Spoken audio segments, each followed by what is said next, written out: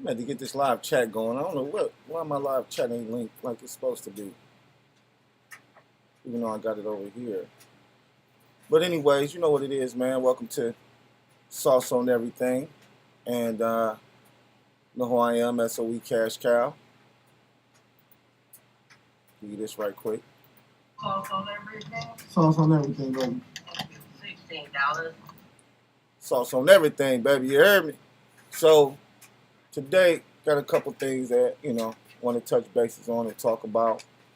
Not too much. We ain't gonna be too long, I don't think. But let's get right to it. First thing I want to say is, prayers and prayers out to people in LA going through those fires, man. It sounds like it's getting really crazy out there, and people are losing their homes. People are becoming homeless.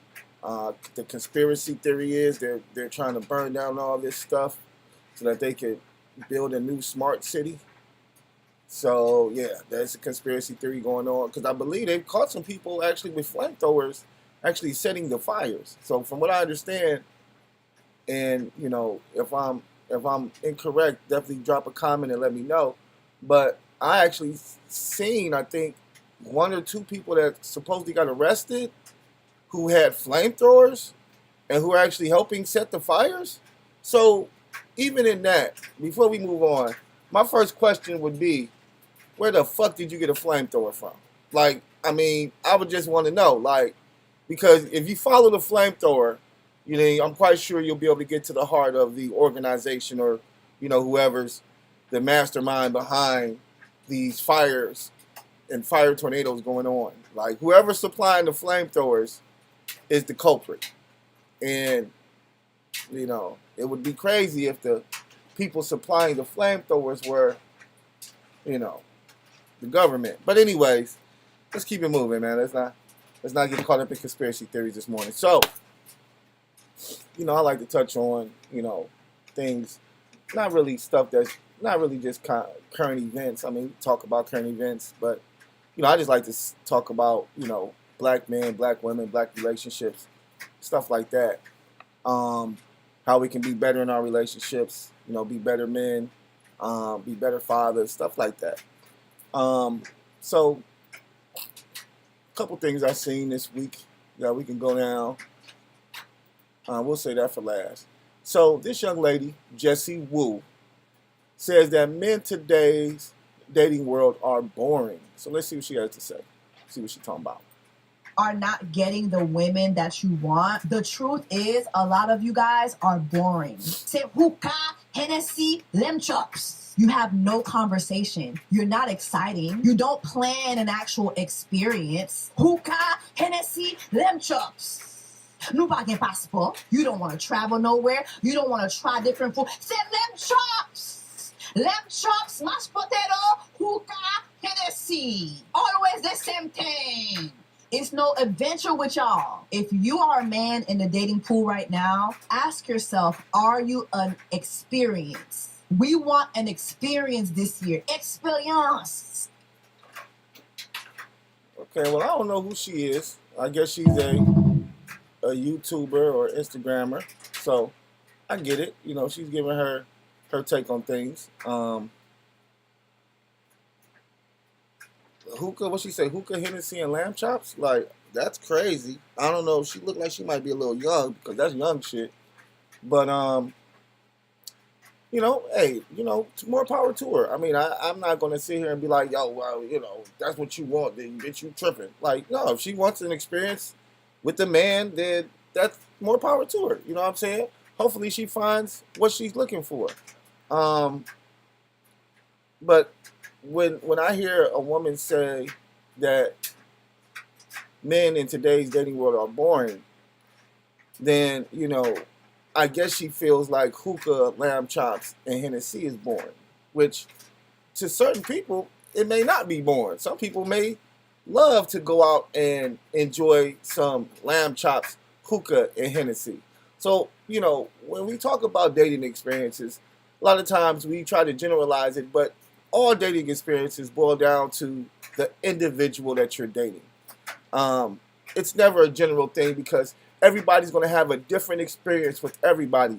See, people feel like, you know, because you know that person and you dated that person, that person is going to act the same way with the next person. And that's not true. Like, I feel like the experience that you had with that person, he might have been boring for you. But the next person that come along, he could do the same exact shit. And for her, he could be the most exciting nigga in the world. So it's always based off of experience, as well as it's based off of how much you like a person. Let's just keep it a buck. If you like a nigga a lot, then I'm quite sure he could take you on a fucking picnic. And you would feel like, oh my God, I've never been on a picnic before. This is awesome.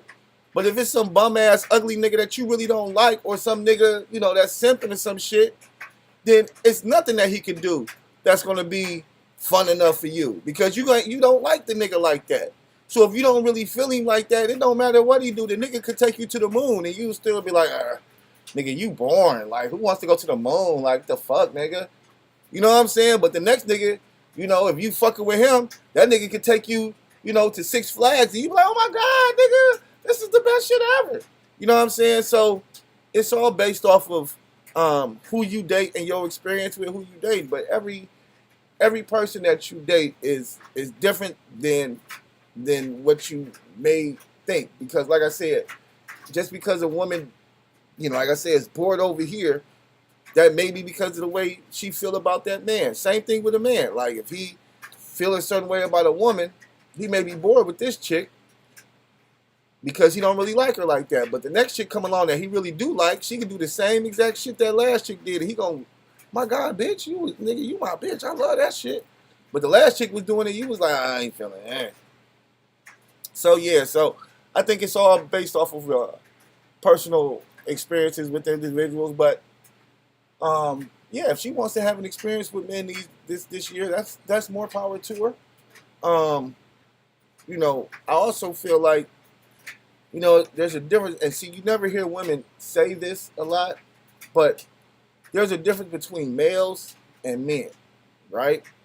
And most women, when they talk to me, when they talk about certain things, they're not talking about men, they're talking about males. Now, one thing I can say about her is that she's probably talking about men, because I'm going to tell you, probably most men, it's not about it being, most men that you may look at as being boring, we as men look at it as we chilling. Like, you know what I'm saying? Like, we work all day, and when we get off work, you know, yeah, maybe, you know, every once in a while, or, you know, we can pack up our shit and go and travel or whatever. But depending on what type of businessman I am, you know, I may be the type of businessman where I need to be at my location, or I need to be in my city or state so I can make my money. So going and just being like, yo, we about to take a month off, we can't do that, because I got to make money. Shit, if I don't make no money, then we can't even make these moves and shit. So, you know, you have men like that, as well as it's not too many men out there who just are, you know, financially stable enough to get up and travel. Most of us have jobs, 9 to 5, so we have to plan travel, because we got to call off work. We got to, you know, put the days in at work, make sure that we still getting PTO and shit like that. Like, so, you know, it sounds like a lot of these women, you know, who feel like they should be dating, you know, men in the 1% or want men to give them experiences and stuff. I don't think they really live, or they really aren't looking at the reality of finding a good man. Just because you find a nigga with money don't mean you found a good man. And once again, yeah, he got money and he may cater to you for some time. But a lot of times, shit, niggas get bored with y'all too. And then next thing you know, all right, we catering to you, we giving you money, but once we get tired of you and we cut you off, now you got attitude. Now you feel some type of way. You know what I'm saying? But it's like, bitch, you knew what it was. We just kicking it, and I'm paying you to kick it. So how you gonna get mad when I say, all right, I'm done kicking it with you, I ain't paying no more, and you get upset? Like, so like I said, all in all, you know, I think men, you know, most real men are boring, because, or you look at us as boring, is because when we get off work, whether we're business owners or we work a 9 to 5, we're not getting off work wanting to go party and shit. We're not getting off work like meet me at the bar. Like we're getting off work, going home, taking care of whatever needs to be taken care of in our household. Shit, chilling out, watching some TV, winding down so that we can get ready for the next day and go back to fucking work. So, once again, if you want a male or a man that just has all this freedom and free time to give you experiences and shit, then, like I said, you're probably going to be looking in, the higher 1% of men who, make, a lot of money and don't have the freedom as well as the financials to just get up and go and keep you, excited about the shit. But it's like, who wants to go through that? As a man, I wouldn't even want to be bothered with that shit. Bitch, you sound expensive. I'm cool. So, yeah. So, once again, to each his own, but I think she's just, I think she's just reaching. Like, you're talking about, you need an experience and all other shit, but you just want a nigga to pay for some shit. So, it is what it is. So, we also had a young lady shares her opinion about parenting as single mothers, claims single mothers fail to raise children properly because they don't take their discipline seriously. So let's see what she says about this. Single mother, and you can correct that. Single mother, they don't train up their children in a proper way. That's the fact. Oh, you believe that? But that's the fact. That's the fact. If you watch out some children that grew up with a single mother, a single father, and you can't compare them with children that grew up with their both parents. So are you saying that if a single mom is not toxic, is good, just because there's no presence of a man in her life, that child would be worse than a child that grew up in an abusive home with a mom and dad? Is that what you're saying? Just because two parents are present? When two parents are involved, the way the children behaves are different. That is the fact. Yes, because some children, they are scared of their father. You understand? Sometimes when their mom says something or try to, put them through or correct them, they won't listen. But when their father shout at them, you see them, a kind of respond to their father's scold or whatever. All right, so I mean, this is true. We all know this is true, and this is why it's so important that we help our single mothers with their children. If we can, through nonprofit organizations, community things going on, after school programs, stuff like that, to help some of these single mothers with their kids, because having a father in the household is very important. We see it.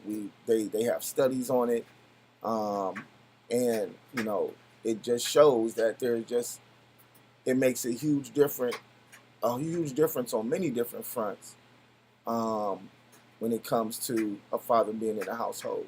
I mean, a father being in a household, a child is, less likely to be obese. A father being in a household, a child is less likely to go to jail. The child is less likely to use drugs. And I'm not saying that if single mother, that child's going to be on the drugs and go to jail and all that. Not, some single mothers have male reinforcement through uncles, grandfathers, cousins, stuff like that. But some don't. And I think it's the ones that don't have any outside reinforcement from any males that are the ones that are going to experience it the worst. Because when you don't have that male in your life, then you still look for direction and structure as you get older, as you come into manhood. And a lot of times we find that voice or that father figure in the hood, being an OG, or even the music, listening to the music and what the music tells us to do, or what the music says a man should be. A man should be somebody who can take care of his family, whether he got to sell drugs or rob or whatever. This is the type of shit in the music. So as a young man who doesn't have a father, and this is all I'm listening to, then I'm in the streets like, well, shit, if I want to be a man, I got to do this. I got to make sure that I keep money in my pocket. You know, I got to hustle. I got to, you know, because you don't have, you know, you may have a mother at home, like, don't do that. But like the young lady said, there's nothing like the voice of your father, like a voice of a man, period. Because shit, I didn't even think of it as simple as she did, but yeah, just the sound of your voice, a man's voice, to a child will make that child stop in their motherfucking tracks on whatever they doing, okay?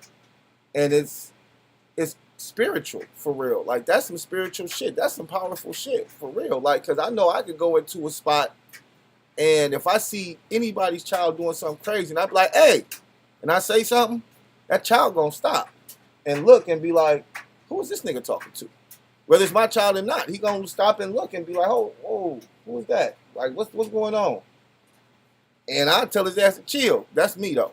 But yeah, like, just the voice of a man is going to get the attention of a child. And like she said, you know, women are nurturers, in my opinion.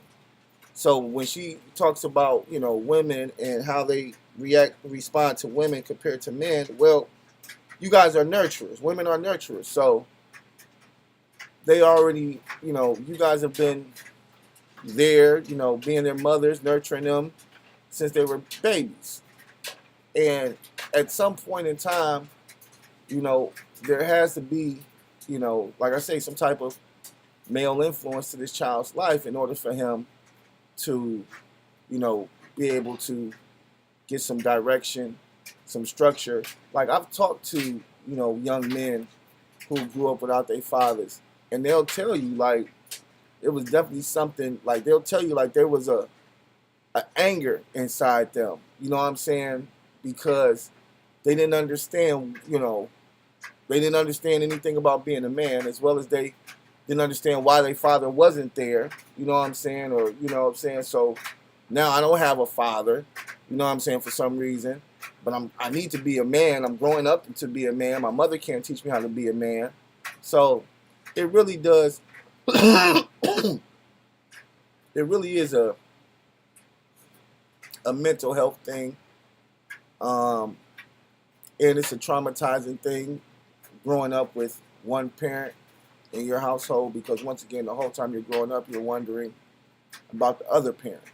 You know, where the other parent is, why the other parent is around, things of that nature.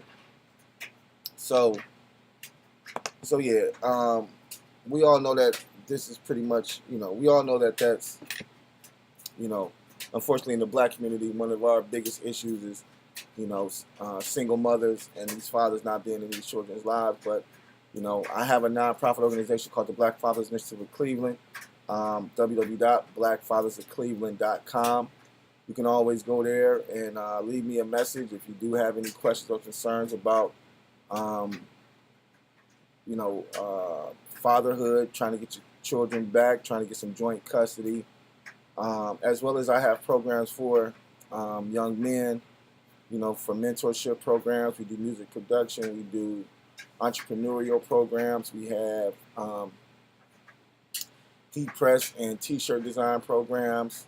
So yeah, we have programs to, you know, for after school, for young men and young women to learn different entrepreneurial skills, as well as, you know, we can also put you guys in contact with individuals who, you know, have barber programs, look into some plumbing or electrical programs.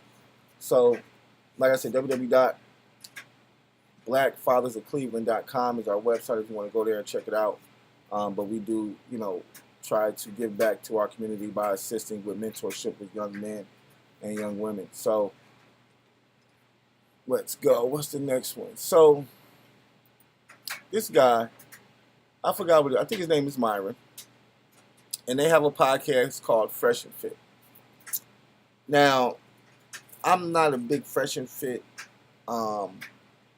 fan, but I know they've been around for a while. They've been out for a while. And the reason I'm not pretty much a fan is because they're two black guys who really, in my opinion, hate black women or, bash black women a lot. And, to each its own. Some people, I love black women. Some people don't. You know what I mean? But it's hard for me to rock with you if you're a black man and you don't rock with black women. Like, so I want you to hear some of the things he says about black women and see these. And you want to listen to what he says because these are the reasons why it doesn't, his mentality is, black women ain't that beautiful, or he don't rock with black women, or black women aren't attractive.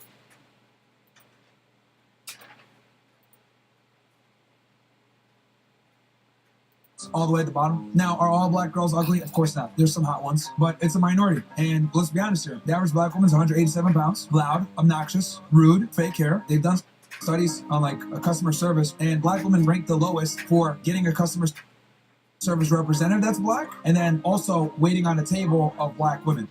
No. So servers say they hate serving black women the most, and then people that call customer service say they hate dealing with black women the most. So it's like, bro, what the is going on here, man? And then on top of that, black women don't have a general respect for masculinity because a lot of them grow up in fatherless households. They grow up being told, your daddy ain't then you listen to the music and it's this continuous and very pernicious cycle of just constant on men. So by the time she comes to you, she doesn't really have an appreciation and respect for masculinity, and most importantly, your authority. So she doesn't feel as though she needs to submit to you and follow you. So these are just some of the issues that plague the black community. Again, I want to be clear about this. Is this all black women? No, but we can't sit here and lie and say that it's not something that permeates throughout the culture and isn't endorsed, supported, and most importantly, encouraged.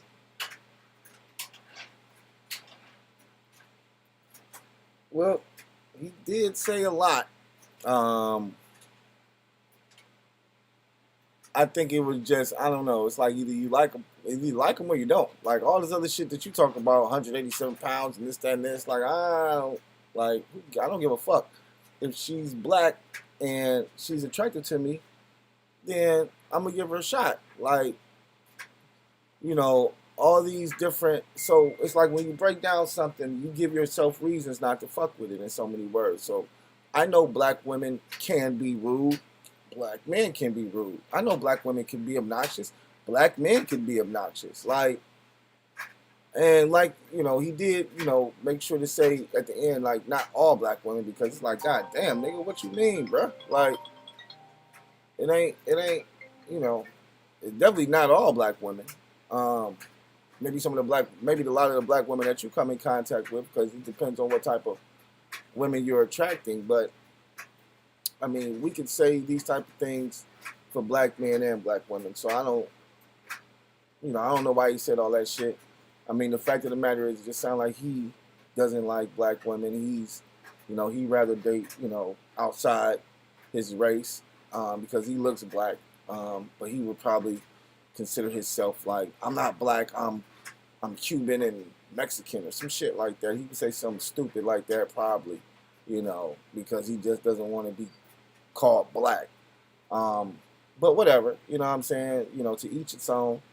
But no, I love black women, and black women can be all those things and still be the best woman for you, still have your back, still hold you down.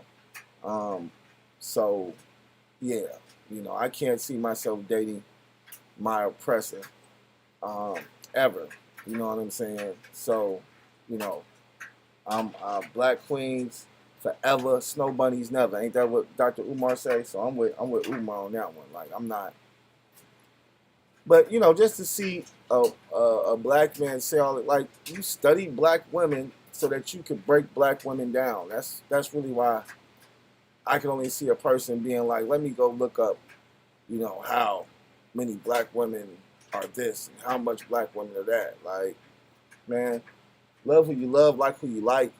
I'm never probably going to ever go down a rabbit hole like that when it comes to talking about black women or anything of that. And like I say, I mean, she's black, I'm rock, and I like her, then I'm a rock with her. Period.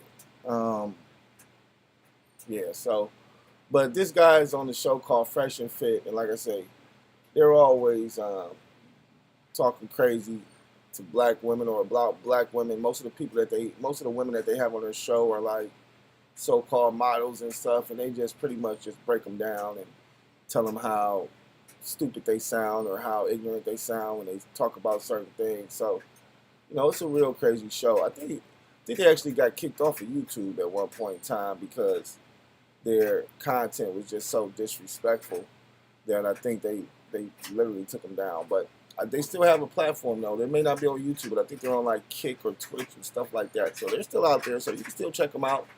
But yeah, I just think, nigga, you got problems if you got to look into, black women is this and black women that, and they all average 187 pounds and this, that, and this, and it's like, the fuck they got to do with anything? But whatever. So moving right along. So this is a good question, and this will be the last thing that we talk about. But is it okay to take your bottle home after the function if nobody drinks it? Let's see here.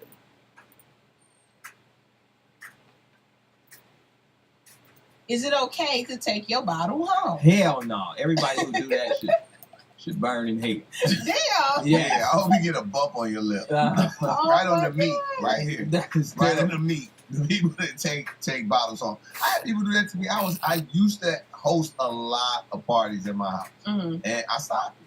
Because people would take their stuff home. They take it home, you're like, what? Y'all just ate and drank for free. I made all of this. And then what? Then you gonna take your bottle? That is so tame. But you know how y'all, okay, so first of all, I agree with y'all. You should not take it. But I drink gin sometimes. Kiki, And everybody don't like, y'all don't like gin. Leave Y'all it there. get on me for gin. Kiki, leave your I'm gin. supposed to Leave your leave my gin there and y'all don't even drink that. Well, Nah, Kiki, I'm somebody gonna tell you will. this. Next time you come over, your gin gonna be waiting on you. Okay. But what you ain't gonna do is Just take take that it gin off. up out of Okay. here. Nah. All Hell right, no. I got Because I you. got an auntie like gin too. Okay, so at least it'll be that. She smoked squares, some crack 10 years, but she like gin. Y'all be doing gin drinkers so wrong, but you know. What So- type of heroin recovery system are you on? All right, so this is funny. So I agree. I think everybody, well, I ain't gonna say everybody, but I definitely agree that if you bring a bottle over, you shouldn't take it. Now, I'm gonna tell you, I believe it's different circumstances though, because there's you bringing a bottle for the occasion, and you having your own kicking it bottle. Because I know a lot of chicks that keep a kicking it bottle. You know what I'm saying? Like, she gonna have a bottle in her purse. So you expect her to come over, and she just coming over to kick it. So if she coming over to kick it, you expect her to leave the bottle that she got in her purse. That's her own personal bottle. You know what I'm saying? So if you got your own personal bottle, then you shouldn't have to leave that. Like, but you should, if somebody invites you to their house for an occasion, then you should bring a bottle of champagne. That's what I bring. I bring a bottle of champagne, and either we drink the champagne while we there or we don't. But it's just a bottle of champagne. It ain't nothing where it's like, I brought my fifth in here, and you know what I'm saying? So I think that should be, if that's what, because if you're trying to drink, if you're a drinker, like I said, you got to, you keep something in the cut anyway. Then, yeah, you get a bottle of champagne, bring the bottle of champagne, here you go. And it ain't even got to be no expensive shit. You can bring a bottle of cheap champagne. As long as you show up with a bottle of something, with some liquor in it, with an alcohol content, you good. So I think bottles of champagne, and like I say, ain't no use of bringing, fifths and shit like that. If you know what I'm saying, if that's what you if you like to drink and you like, nigga, I'm not leaving this, then. And then, like I say, if you kicking it, then you gotta, I don't expect the person to leave their kicking it bottle. Like, you come over, you got a bottle in the cut, you like, shit, bitch, you want some of this? All right, cool, I'm gonna put this back in my. You know what I'm saying? I ain't gonna be like, you gotta leave that bottle. Nah, shit, that's your own personal fucking bottle. Like, so yeah, you can take that. But if I'm having, a get together or something, then yes, I expect, hey, niggas bring their bottle of champagne. You ain't gotta bring a bottle of liquor, because I'll have liquor, but at least bring a nigga some champagne. You know what I'm saying? So that's all I got to say to that. But once again, appreciate the love. Thanks for tuning in. Sauce on everything. You know what it is. SOE Cash Cow. Appreciate the love. Peace. Get up out of here.